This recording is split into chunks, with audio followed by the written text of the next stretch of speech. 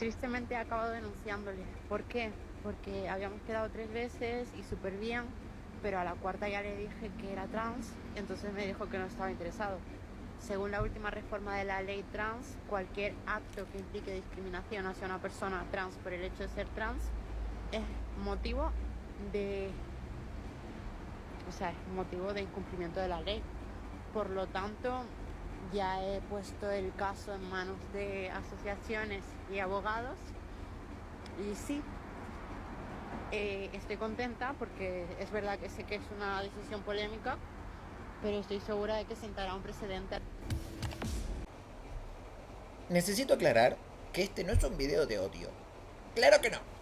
Pero podría parecer que sí. Yo entendería si parece que sí por dos palabras que van a estar en la miniatura y un poco en el título, que son un poco fuertes, tienen una connotación un poco fuerte, pero juro por Dios que no es un video que intenta condenar a nadie.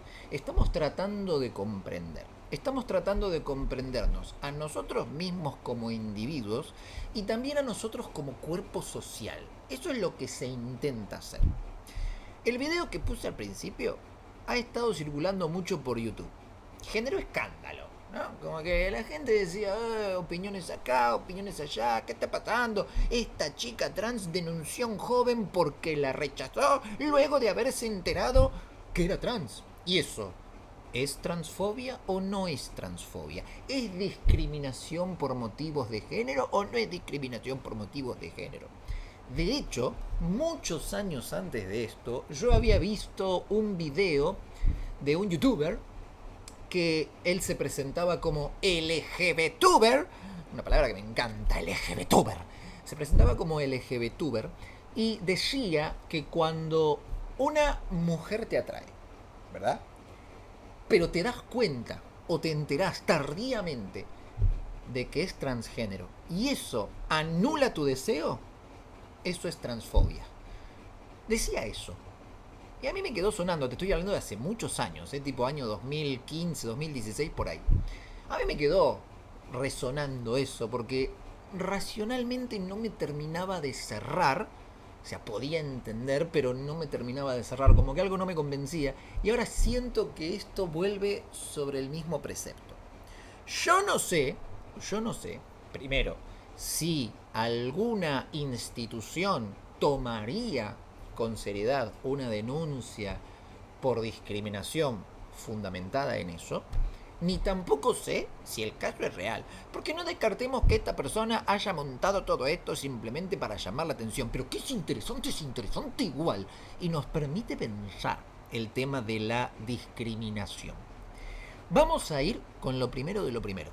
Y de vuelta, va a sonar fuerte, pero vamos a ir con lo primero de lo primero. Porque creo yo que este hombre, cuando se enteró de que esta mujer es trans, siempre asumiendo que la historia es cierta, ¿por qué este hombre cuando se enteró de que esta mujer es trans, la rechazó? Por asco. Le dio asco. Esto es así. Le dio asco. Dijo, no, no, qué asco, no, y no. Y ya está, me voy. No sigo con esto porque me ha dado asco. No lo dijo así, pero es lo que yo supongo, es la hipótesis que yo sostengo. Si yo tuviera que colocarme en el lugar de un hombre que ha tenido 3 citas seguidas con una mujer y que luego le dice que ya no quiere nada porque es trans, yo pensaría, o sea, poniéndome en el lugar, yo pensaría que le dio asco y dijo, no quiero más. Había deseo, ya no hay deseo. La pregunta es, ¿eso es transfobo? Vamos a tratar de entender hasta qué punto esto del asco no es tan indiferente como parecería desde el punto de vista sociológico. Porque el asco es algo muy primario en nosotros, aparece. Aparece ante ciertas cosas. No siempre el asco es racional. No siempre. De hecho, el asco no obedece a una racionalidad moral, no obedece a una racionalidad civil. Tiene su propia racionalidad, que a veces ni siquiera entra en un contacto instrumental con la realidad, pero racionalidad propia sí tiene. hay cosas que nos dan asco. Uno podría decir desde el punto de vista evolutivo, lo que nos da asco es aquello tal que si entramos en contacto con eso, podría atentar contra nuestra supervivencia. Puede ser. Pero no solamente esas cosas nos dan asco. A veces nos da asco lo que es infrecuente, lo que es inimaginado, lo que es minoritario, aquello que rompe un poco los esquemas de nuestra comprensión del mundo, nos asquea. Y aunque parezca algo muy particular y algo ajeno al orden de lo político, tengamos en cuenta que cuando grandes masas entran en contacto con lo minoritario, el asco juega un papel muy clave en cómo se va a vincular esa mayoría con esa minoría, porque hablando en términos en los que creo que todos podríamos estar de acuerdo, la densidad de la población transgénero es minoritaria respecto a las personas que llamamos cisgénero. Son muy poquita gente. Son menos incluso que las personas homosexuales, porque, digamos, las personas homosexuales no hacen transición de género, no todas por lo menos. Entonces estamos hablando de un grupo muy minoritario. Pero vamos a remitirnos a una época, en la que la homosexualidad, que hoy parece que ya no está en nuestro foco de discusión, ya queda muy poca gente a la que le dé asco la homosexualidad. Hay muy poca gente. ¿Cuál es la hipótesis? Que la homosexualidad, desde el punto de vista social, no nos da asco porque ya estamos acostumbrados. Pensemos en una época en la que la mayoría heterosexual no poseía medios de comunicación audiovisual masivos como los contemporáneos. La única forma de que entraras en un contacto con la conciencia de ese otro homosexual era que lo tuvieras en tu círculo, que lo descubrieras o que lo vieras. Y eso generaba un comprensible, moralmente no justificable, pero un comprensible asco. A la gente le daba asco. Si le preguntábamos a las personas en esa época, si pudiéramos viajar en el tiempo y preguntarle a Mario, hombre de la fábrica de Ford, que trabaja ahí construyendo autos y que cuando está en su tiempo libre golpea a su hijo homosexual para ver si se le quita lo homosexual, si le preguntamos por qué, nos va a decir que le parece raro, que le parece antinatural, lo que sea. Pero en el fondo visceral de ese desprecio, ¿qué es lo que hay? Hay asco. Esto es así, le da asco. Hay algo que se está mezclando y que la conciencia no está habituada a que se mezcle. En este caso, dos intimidades carnales masculinas o dos intimidades carnales femeninas. Asco. Y ese asco visceral, repito, no es necesariamente racional, desde el punto de vista civil o desde el punto de vista moral. Hay un asco.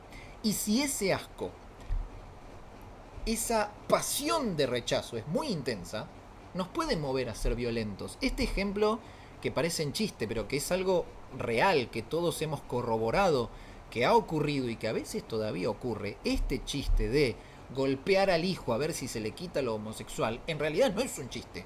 Cuando algo nos asquea muchísimo, tendemos a reaccionar con violencia para quitarlo de nuestro mismo campo existencial. Doy un ejemplo propio. Una cucaracha. A mí las cucarachas me dan asco. No quiero que nadie diga que estoy comparando personas con cucarachas, por favor. No, estamos hablando del asco. Pero a mí las cucarachas me dan mucho asco. ¿Un asco aprendido? Tal vez. Pero si la cucaracha yo la veo en la calle, la verdad que no me molesta. No me molesta, me da asco, no la quiero tocar. Pero si la veo por la calle, que haga lo suyo. Está todo bien con la señora cucaracha. Señora cucaracha, vaya por allá. Vaya por allá, diviértase. Haga las cucarachosas cosas que usted quiera. Pero yo me voy a ir por el otro lado.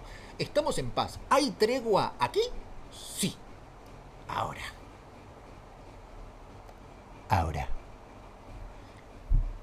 Chicas, miren cómo el respaldo de la silla parece más una joroba. Ahora, si la cucaracha está en mi departamento,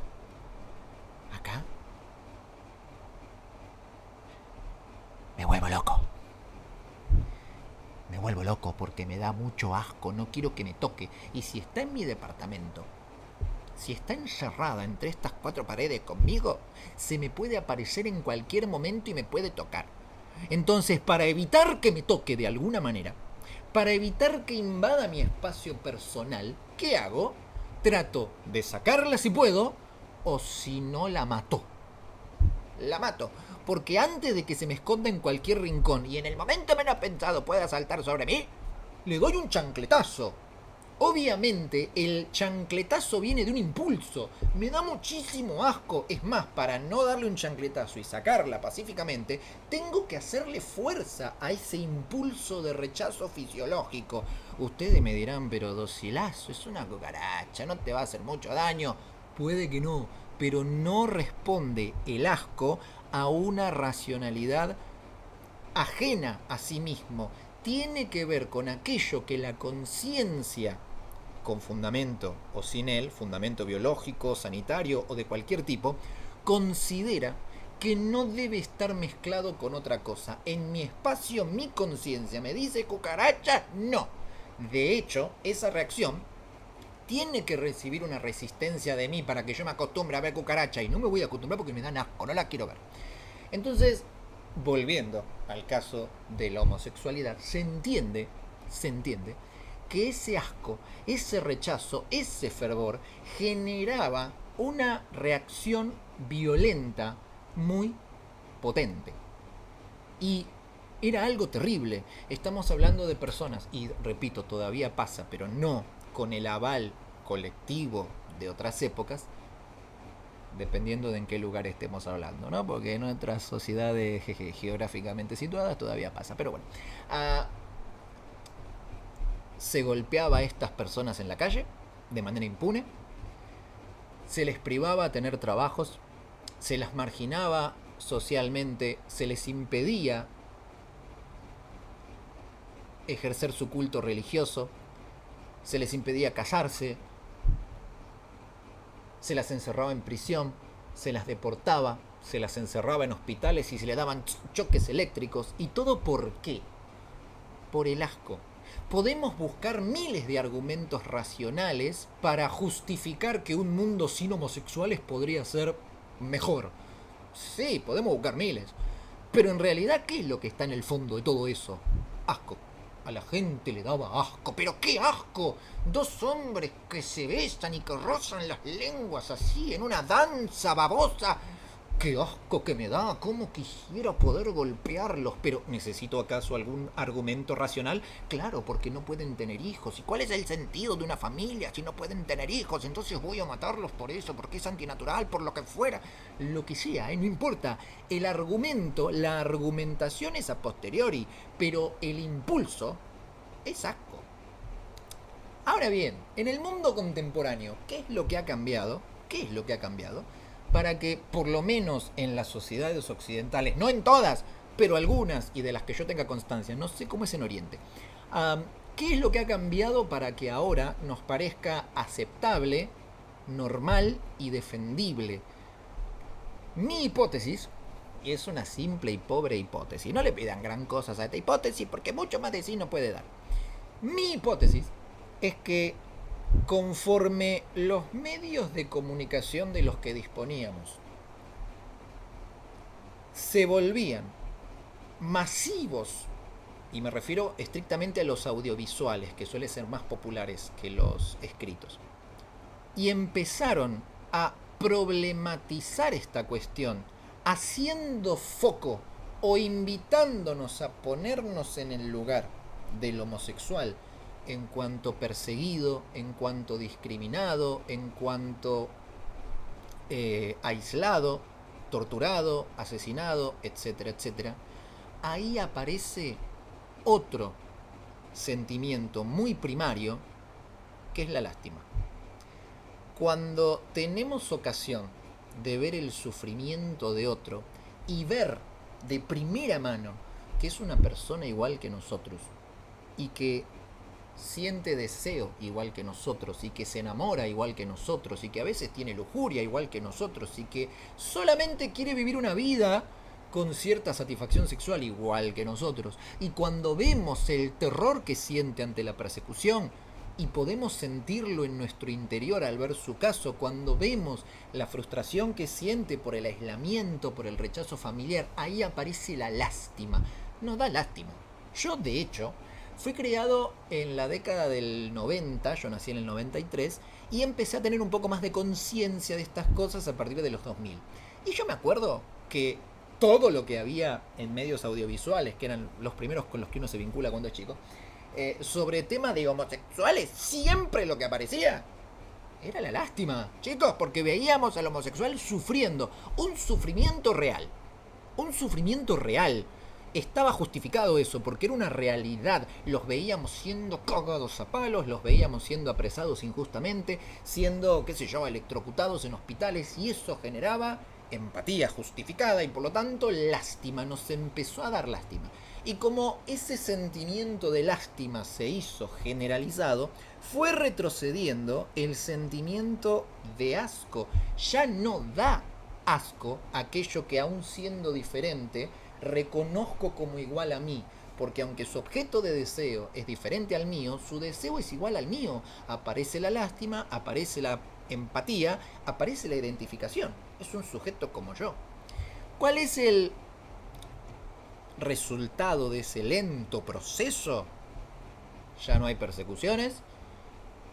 No en todas partes del mundo, insisto y vuelvo a repetir. Ya no hay persecuciones, no hay discriminación, no hay insultos gratuitos, no hay un te cago a palos. ¿Puede ser que todavía ocurra en ciertos lugares? Sí puede ser, y hay que ver cómo es posible eso, cómo se produce. Pero cuando este sentimiento de lástima logra calar profundo y generalizadamente, ya la mayoría no se la agarra contra esa minoría, ya está, ya lo ve como algo más, una opción más de tantas. Sumado a que ahora la argumentación ya no está a favor del asco, está a favor de la lástima. Y entonces uno encuentra motivos racionales, también racionales, para justificar por qué perfectamente podríamos coexistir con ese otro. No le hace daño a nadie, está con la gente que le gusta, desea igual que yo y hace lo suyo, trabaja como cualquiera, respeta las leyes, puede tener propiedad privada, puede asociarse con cualquier otro en cualquier otro sentido, de cualquier manera, etcétera, etcétera, etcétera. O sea, fijémonos que lo que está en el fondo siempre es esa pasión primaria. O el asco hacia la minoría o la lástima hacia la minoría. Y siempre teniendo en cuenta estas dos categorías, mayoría, minoría. Porque la mayoría siempre es la norma, siempre. La mayoría siempre es la normalidad. Yo, como hombre heterosexual, soy normal. ¿Por qué? Porque la mayoría siempre marca esa regla de juego circunstancial, en tanto que es mayoría, tiene la fuerza fáctica para imponerle a la minoría o el exterminio o la aceptación. Esto suena muy fuerte, pero si las minorías hoy están integradas en el mundo, es porque la mayoría lo permiten. Suena muy fuerte, pero es verdad. Porque si el día de mañana esas mayorías cambiaran de opinión, fuiste. ¿Es horrible decirlo? Sí.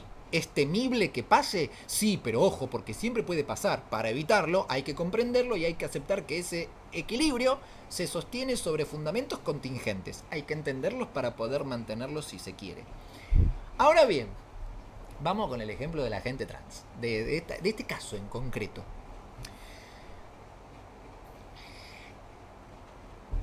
Ya vimos el asco a nivel individual, vimos el asco y la lástima a nivel social. De hecho, puede pasar que una cucaracha me dé lástima, chicos. Si yo le doy un zapatazo, la cucaracha no muere y se queda así como, por favor, sálvame, tengo hijitos cucarachos.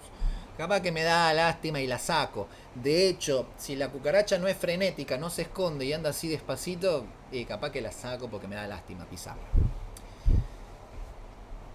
Pero vamos con el caso de esta mujer denunciante, esta heroína de las denuncias. Es una locura.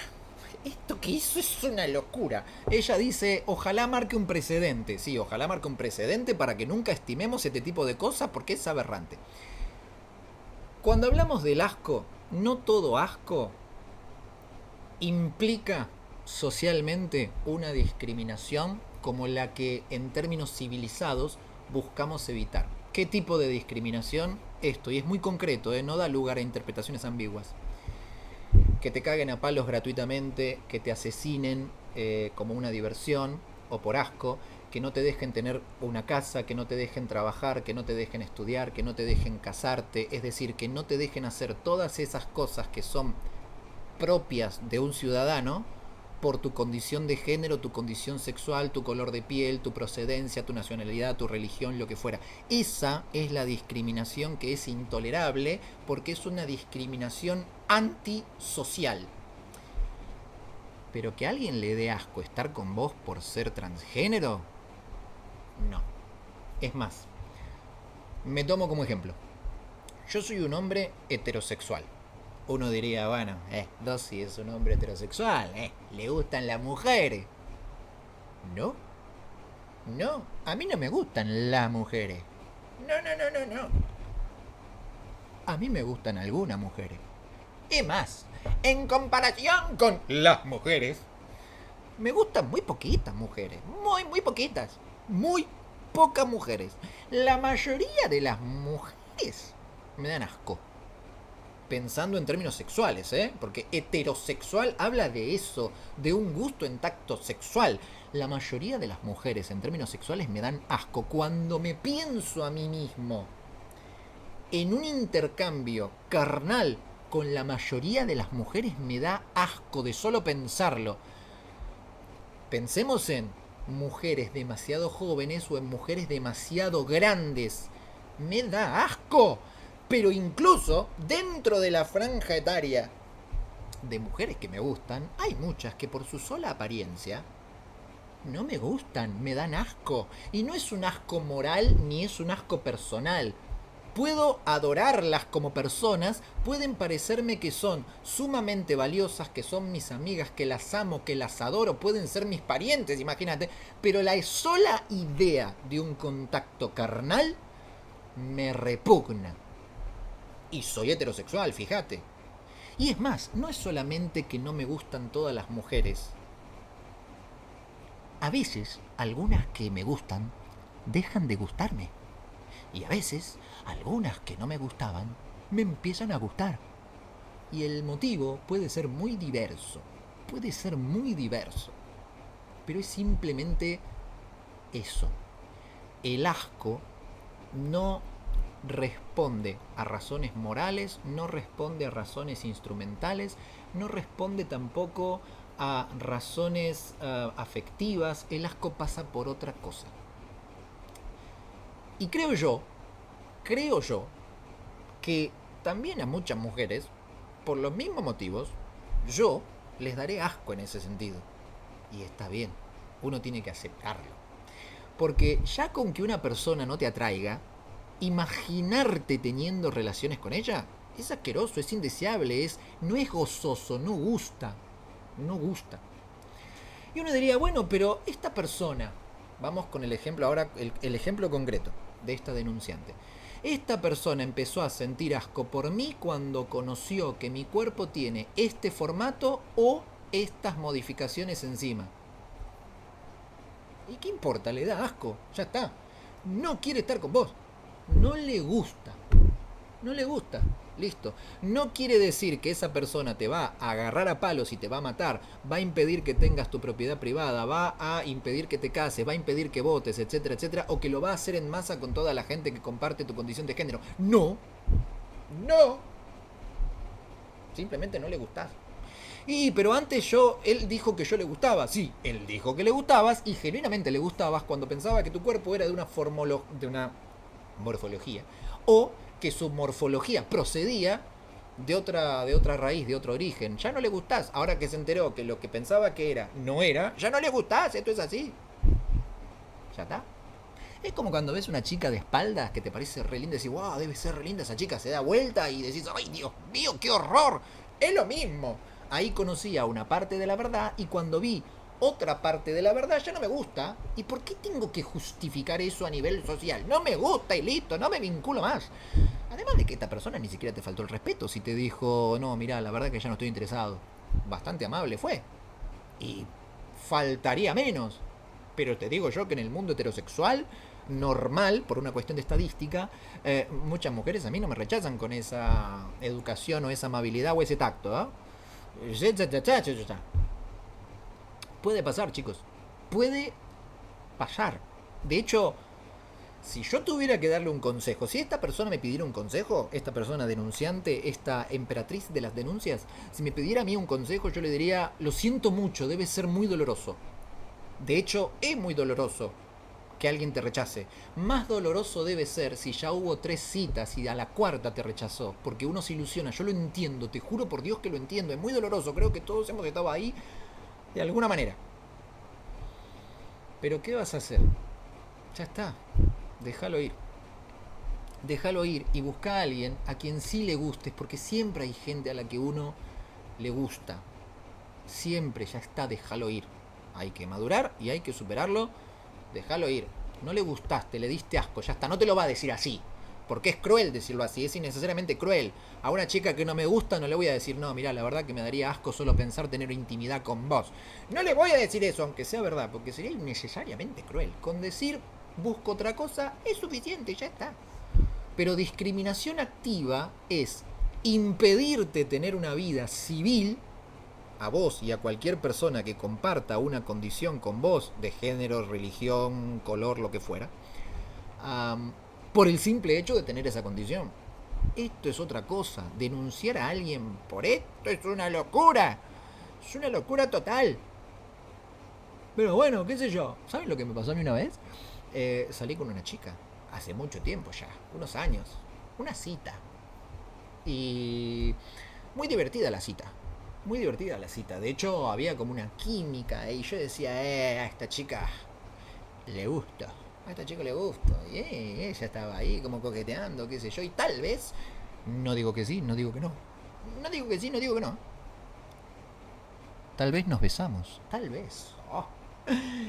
Y al día siguiente, luego de ese inolvidable beso, le mandé un mensaje. Hola, ¿cómo estás? Cachorra. ¿Y saben lo que me puso?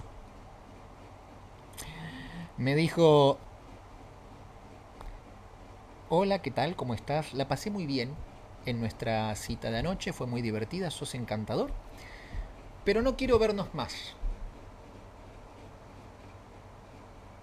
Y yo, de curioso, dije, bueno, puedo preguntar por qué.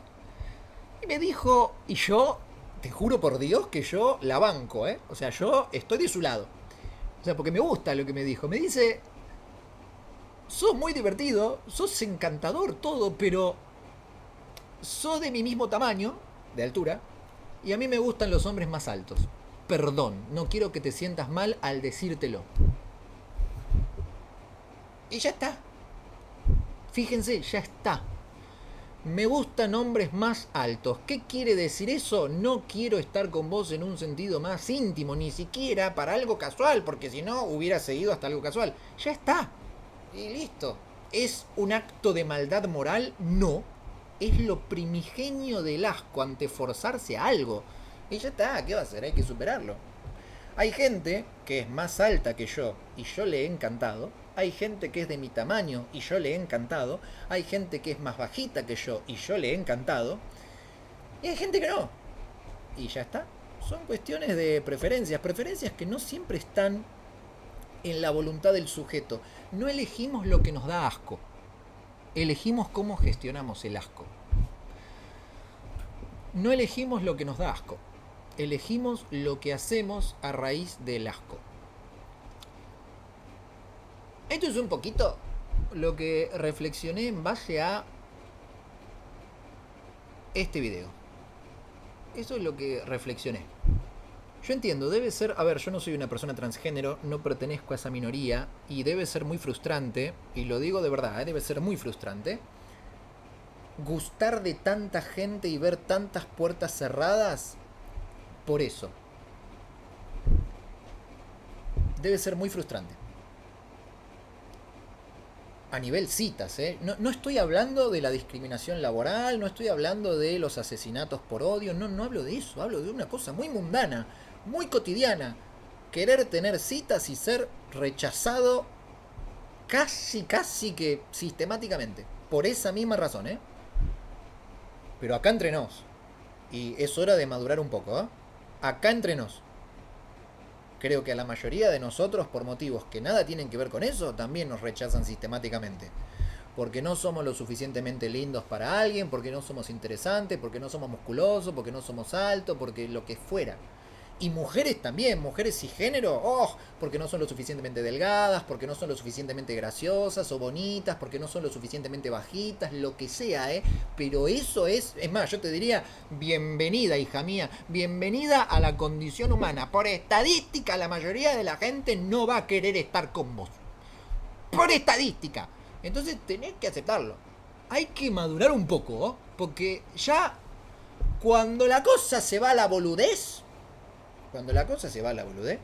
ya como dale. Boludez no. Esto es una boludez. Pero es una boludez grave. Porque si esta boludez es tomada en serio, es muy grave. Es muy grave, en serio. Recordemos, y lo voy a enfatizar de vuelta, porque acá me pongo muy serio. Toda minoría coexiste con la mayoría por permiso fáctico de la mayoría. Siempre. Y recordemos que cuando la mayoría no está habituada a la minoría, lo primero que siente es asco. Un asco irracional, pero asco, un rechazo. No quiero ver esto, esto es raro, no me gusta, me incomoda. Así de primitivo, así de bruto, pero así funciona. Solo merced al contacto continuo en el que yo me puedo ver reflejado en empatía, aparece primero la lástima y después el afecto genuino y luego la normalización. Pero esa normalización sigue estando sostenida en el consentimiento fáctico de la mayoría que tiene la fuerza fáctica. Si muchísimas personas transgénero hicieran esto mismo que hizo esta mujer, que es una bajeza moral, el odio podría volver. El asco podría volver. Asco irracional. Yo no quisiera que eso pasara. Nadie quisiera que eso pasara. Pero se podría entender. De vuelta, este video no es para condenar a nadie, es para entender. El ser humano, y sobre todo el ser humano cuando es mayoría, es más peligroso y temible de lo que parece. Por más civilizado que sea, siempre tiene esas pasiones viscerales. Mucho cuidado con esto. Ojalá este caso marque un precedente en contra de lo que ha hecho esta mujer. Que es muy grave. Es gravísimo. ¿Cómo vas a denunciar a alguien por eso? Estamos todos locos. Pero bueno. Nada, qué sé yo. ¿Qué va a hacer? Bueno, chicos. Eso.